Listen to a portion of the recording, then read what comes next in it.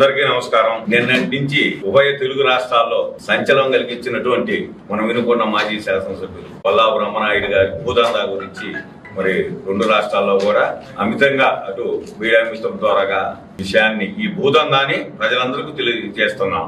ఈ సందర్భంగా బాధ్యత కలిగినటువంటి నర్సరావుపేట మాజీ శాసనసభ్యులు వైసీపీకి జిల్లా ఇన్ఛార్జిగా పనిచేస్తున్నటువంటి గోపిరెడ్డి శ్రీనివాసరెడ్డి గారు నిన్న అనాలోచితంగా బ్రహ్మనాయుడు గారిని ఎరకేసుకురావడం జరిగింది. ఈ సందర్భంగా శ్రీనివాసరెడ్డి గారికి కానివ్వండి, అదేవిధంగా మీడియా మిత్రులకి ప్రజలందరూ కూడా నేను తెలియజేసే విషయం ఏంటంటే, అయ్యా బ్రహ్మనాయుడు గారు అమాయకులు కాదు, బొల్లా రమేష్ గారు అంతకంటే కాదు. బొల్లా బ్రహ్మనాయుడు గారు గత 30-40 సంవత్సరాల నుంచి వివిధ రకాల వ్యాపారాలు చేస్తూ తిరుమల డైరీ అనండి, వల్లభా డైరీ అనండి, అదేవిధంగా శ్రీవత్స, ఈ విధంగా వ్యాపారాలలో ఆరితేరినటువంటి వ్యక్తి. ప్రభుత్వం ఎక్కడన్నా వేలం వేస్తుందంటే ఆ వేలాల్లో పాల్గొని అనేక రకాలైనటువంటి ఫ్యాక్టరీలను కూడా ఆయన సొంతం చేసుకున్నటువంటి వ్యక్తి.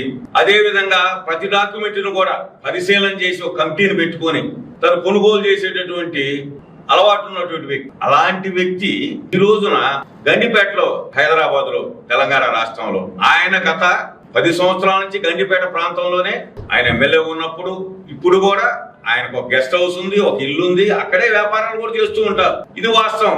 ఆయన ఉండేటట్టు ఇంటికి సమీపంలో దగ్గరలో నిన్న జరిగినటువంటి ఈ సర్వే నెంబర్ 18 గండిపేటలో 10 ఎకరాల భూమిని కబ్జా చేసే ప్రయత్నం చేశారు. ఇందులో నేను ప్రజలకు వివరించేది ఏంటంటే, చాలా ఆశ్చర్యకరమైన విషయం.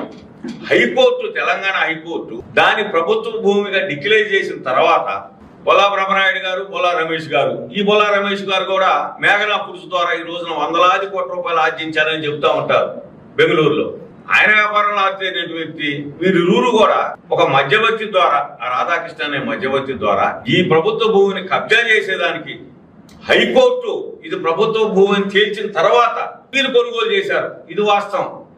వీరు కొనుగోలు చేసి దాన్ని ఒక నకిలీ జీవోల్ని, ఒక 5 జీవోలను తయారు చేశారు. దాన్ని తయారు చేయించింది కూడా బొల్లా బ్రహ్మనాయుడు గారు, బొల్లా రమేష్ గారు, రాధాకృష్ణ. ఈ రాధాకృష్ణ అనేటటువంటి ఒక బ్రోకర్, నేను సిసిఎల్ లో పనిచేస్తున్నాను అని చెప్పి ప్రజలను మభ్యపెట్టేటటువంటి వ్యక్తి ద్వారా ఈ నకిలీ జీవోల్ని వారు తయారు చేశారు. ఎంత ఆశ్చర్యం అండి! ఈ రోజున హైదరాబాద్ లో ప్రభుత్వ భూములు పబ్లిక్ వేలంలో మన రాయదుర్గంలో అయితే 237 కోట్లు పలికింది. ఇక్కడ ఇది కూడా వీరు కొనుగోలు చేసినటువంటిదో లేకపోతే వీరు కబ్జా చేసినటువంటి భూమి కూడా ఈ రోజున ప్రభుత్వ భూమి ఎకరం 100 నుంచి 150 కోట్లు పబ్లిక్ లో ఆక్షన్ లో పాడేటటువంటి భూమి ఇది. నీకు ఈ రోజున 1000 నుంచి 1500 కోట్ల రూపాయల భూమిని మీకు 35 కోట్ల రూపాయలకి ఇచ్చేటటువంటి పరిస్థితి ఉందా? నీకు తెలియదా అక్కడ వాస్తవాలు?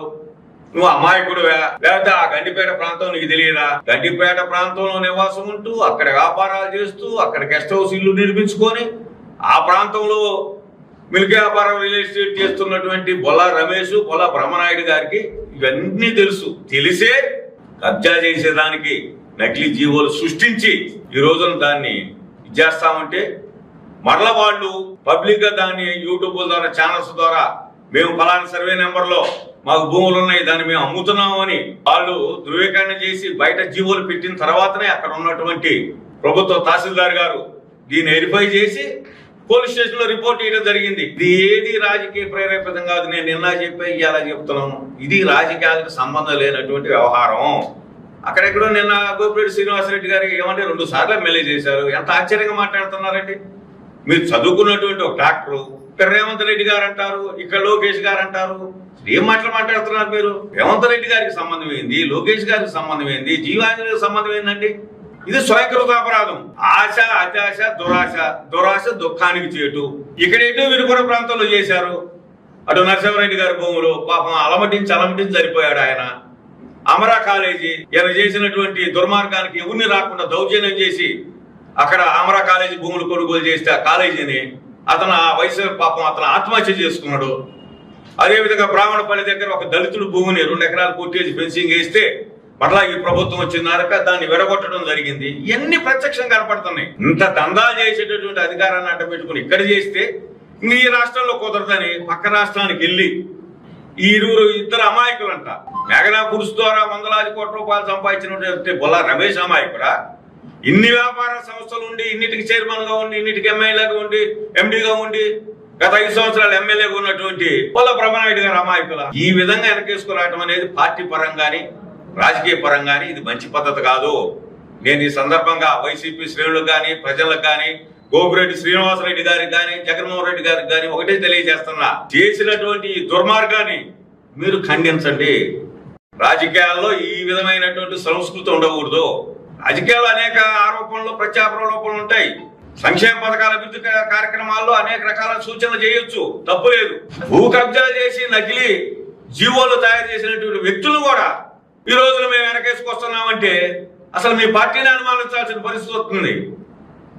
దీంట్లో జగన్మోహన్ రెడ్డి గారిని కూడా అనుమానించాల్సిన పరిస్థితి వస్తూ ఉంది. ఇక్కచ్చిగా ల్యాండ్ అక్కడ ఏం చేశారు, వీళ్ళు జీవోలు వచ్చినాయి, ఏ సర్వే నెంబర్ తెలిసింది, ప్రభుత్వ అధికారులు అక్కడ కేసులు పెట్టారు. ఇన్ని సాక్ష్యాధారాలు కనపడతా ఉంటే అమాయకులు అని చెప్పడం ఏంటంటే, సరే అమాయకులు అంటున్నావు కదా, ఓపెన్ గా మాట్లాడు. నువ్వెవరు పారిపోవాల్సిన అవసరం ఏమొచ్చింది? నిన్న ఉదయం ఏదో ఎక్కడ ఉన్నానని చెబుతున్నారు, ఇప్పుడు మేము అడుగుతున్నాం. ఓపెన్ గా నర్సాపేటలో నిలుకొండ వచ్చి ఇది నేను చేయలేదని చెప్పు. ఎవరు చేశారండి ఇది? 1500 కోట్ల రూపాయల ఆస్తిని కాజేస్తా ఉంటే ప్రభుత్వం చూస్తా ఉంటదా?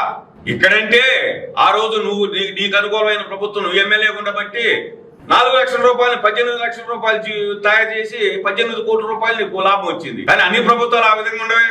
కానీ నరసింహారెడ్డి లాంటి అమాయకుడిని అన్యాయం చేస్తే దరిదాపున ఈ రోజున అక్కడ 30 నుంచి 40 కోట్ల రూపాయల ఆస్తి వచ్చింది. ఇవన్నీ ఎట్లా వచ్చాయి? ఈ రాష్ట్ర ప్రజలకి, ఈ నియోజకవర్గ ప్రజలందరికీ తెలుసు. నేను ఒకటే మనవి చేస్తున్నా, ఇలాంటి వ్యక్తులు రాజకీయాల్లో ఉండటానికి అనర్హులు. రాజకీయాల్లో కొంతన్న కమిట్మెంట్ ఉండాలా, కొంతన్న నిజాయితీ ఉండాలి. కానీ వ్యాపారంలో మా ఇష్టం వచ్చినట్టు చేసుకుంటాం, లేకపోతే ప్రత్యర్థుల్ని వారి వ్యాపారాల గురించి మాట్లాడటం. నేను ఒకటే ప్రశ్నిస్తున్నా ఈ సందర్భంగా, ఇప్పుడు కూడా నేను అడుగుతున్నా, నువ్వు ఏ రోజున గేదెల ఫారం పెట్టావా? ఏ రోజున ఆవుల ఫారం పెట్టావా? ఏ రోజున ఒక్క చుక్క పాలు పిండావా? రైతులు పోసినటువంటి మాలాంటి రైతులందరూ పోసినటువంటి పాల ద్వారా మధ్యవర్తిగా ఉండి నువ్వు 100 కోట్లు సంపాదించావు. అది నీతివంతమైన సంపాదన ఎట్లా అవుద్ది? నువ్వు ఒక గేదెల ఫారం ఆవుల ఫారం పెట్టి వాటిని పోషించి ఆ పాల ద్వారా నువ్వు కనుక ఆదాయాన్ని అర్జించినట్లయితే అది నీతివంతమైన డబ్బుగా మేము పరిగణిస్తాం. కానీ మధ్యవర్తి ద్వారా బ్రోకర్ గా చేసినటువంటి పనులు కూడా నువ్వు సమర్థించుకుంటా ఉంటే ఎట్లా? ఈ రోజున ఈ 100 కోట్ల రూపాయల అవినీతి ఇది ప్రత్యక్షంగా ప్రభుత్వ అధికారులు అక్కడ ఉన్నటువంటి నిన్న డీసీపీ అంటే మన ఎస్పీ లాంటి వ్యక్తి స్పష్టంగా చెప్పాడు. అక్కడ ఉన్నటువంటి వారి ద్వారాగా ఆ దొరికినటువంటి వారి ముగ్గురు ద్వారాగా విచారణ చేస్తే ఈ రాధాకృష్ణ అనే మధ్యవర్తి డ్రైవర్ను కూడా పట్టుకొని విచారణ చేస్తే ఉన్న వాస్తవాలన్నీ చెప్పారు. అసలు నిక్కచ్చిగా కనపడుతుంది కదండి, నీ అకౌంట్ నుంచి వాళ్ళకి డబ్బులు ట్రాన్స్ఫర్ చేశావు. ఎంఓలో నువ్వు వేసినటువంటి అగ్రిమెంట్ లో నీ పేరు పోలా రమేష్ పేరు ఉంది.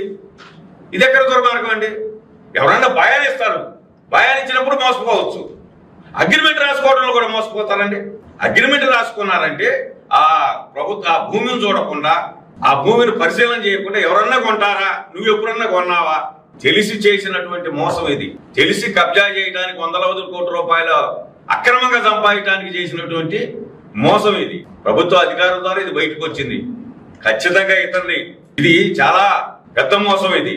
దీన్ని అన్ని పోలీసు వారు కానీ కోర్టు వారు కానీ పరిశీలన చేసి తగినటువంటి శిక్ష ఖచ్చితంగా శిక్షేస్తారు. దీనికి సంబంధించి వినుకొండ నియోజకవర్గ ప్రజలందరూ కూడా మరొకసారి అప్పీల్ చేస్తున్నా, రాజకీయాల్లో ఇలాంటి వ్యక్తుల్ని దయచేసి వెలివేయండి. పార్టీ రహితంగా వెలివేయాలని కోరుతా ఉన్నా. ఇలాంటి వ్యక్తులు కనుక ఇంకా మరొకసారి రాజకీయాల్లోకి వచ్చి ఇక్కడ కనుక రాజకీయాలు చేస్తే చెప్పే కదా, నిన్న కూడా మహానుభావుడు పులుపుల వెంకటశివ గారి దగ్గర నుంచి ఈ రోజు ఉన్నటువంటి ఎమ్మెల్యే వరకు కూడా ఇలాంటి మోసాలు కానీ, ఇలాంటి దందాలు కానీ, ఇలాంటి అవినీతి కార్యక్రమాలు చేపట్టలేదు. కాబట్టి దీన్ని పొల్లా బ్రహ్మనాయుడు అనే వ్యక్తిని కఠినంగా శిక్షించాలని నేను ప్రజల తరఫున అప్పీల్ చేస్తున్నా. ఒక మాజీ శాసనసభ్యుడిగా అప్పీల్ చేస్తున్నా. ఈ రోజు ఇనుకున్న రాజకీయాల్లో గత 30-40 సంవత్సరాలు ఉన్నటువంటి వ్యక్తిగా ఈ రోజు జీడీసీసీ బ్యాంక్ చైర్మన్ గా నేను ప్రజలందరికీ అప్పీల్ చేస్తున్నాను ఈ సందర్భంగా తెలియజేసుకుంటూ, ఇంకా చాలా ఉన్నాయి, అవన్నీ కూడా సందర్భం వచ్చినప్పుడు రమ్మనండి. అసలు బ్రహ్మనాయుడు అనే వ్యక్తిని మీ ప్రజా సమక్షంలోకి వచ్చి, మీడియా సమక్షంలోకి వచ్చి ఉన్న వాస్తవాలు తెలియజేయమనండి. పారిపోయాడంటే ఖచ్చితంగా పారిపోయాడు. అతను ఏ తప్పు చేయకపోతే ధైర్యంగా నిన్ననే ప్రెస్ మీట్ పెట్టాలా, నర్సాపేటలో ప్రెస్ మీట్ పెట్టి అందరి ద్వారా జరిగినటువంటి ఇది వాస్తవం చెప్పాలా. నువ్వు పారిపోవాల్సిన అవసరం ఏమొచ్చింది? అటు ఏబిఎన్ కావచ్చు, ఎన్టీవీ కావచ్చు, లేకపోతే అన్ని ఛానల్స్, ఈటీవీ కావచ్చు, అందరూ కూడా 2 రాష్ట్రాల్లో కూడా ప్రముఖంగా ఆ విధంగా స్కోలింగ్లు వచ్చి ఆ విధంగా కథనాలు వస్తా ఉంటే నర్సాపేటలో ఉన్నటువంటి నువ్వు ఆ కథనాలు రాంగలోనే పెట్టాపేట సర్దుకొని పారిపోయావు. తప్పు చేయనప్పుడు నీకు పారిపోవాల్సిన అవసరం ఏముంది? ఉన్న వాస్తవాలు ప్రజలు చెప్పొచ్చు కదా. అక్కడ స్పష్టంగా చెబుతున్నారు పోలీసు వారు, అక్కడ దొరికినటువంటి వారు స్పష్టంగా చెబుతున్నారు, ఇది బొల్లా బ్రహ్మనాయుడు గారు మమ్మల్ని ప్రలోభ పెట్టి కొనుగోలు చేశాడు, మేము జీవోలు సృష్టించుకుంటాం, మేము అమ్ముకుంటాం, మేము చేసుకుంటాం, మా బాధ్యతని చెప్పిన మీదటి ఇదంతా జరిగింది. ఈ వాస్తవాన్ని అందరూ ప్రజలందరూ గమనించాలని మీ అందరికీ వేడుకుంటూ కోరుకుంటున్నాం.